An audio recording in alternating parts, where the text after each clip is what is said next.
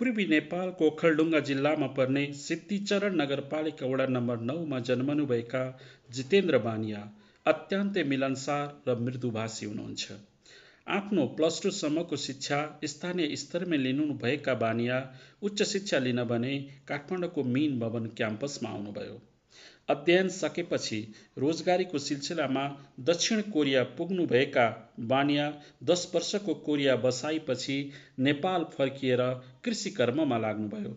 हाल 7 जना कोरियाबाट फर्किएका साथीहरू मिलेर रसिलो एग्रिकल्चर प्रणाली स्थापना गर्नुभएको छ। यसले ओखलढुङ्गामा 500 रोपनीमा आफ्नै उत्पादन थालेको छ भने देशका 20 भन्दा बढी जिल्लाबाट खाद्यान्न सङ्कलन गरी भक्तपुरको सूर्य विनायकमा खाद्यान्न प्रशोधन केन्द्र स्थापना गरेको छ।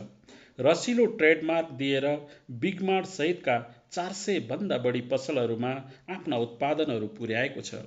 त्यस्तै आफ्नै 2वटा मार्ट पनि सञ्चालन गरेको छ। हालै उहाँ नेपाल सरकारको युवा उद्यमी पुरस्कारबाट पनि सम्मानित हुनुभएको छ।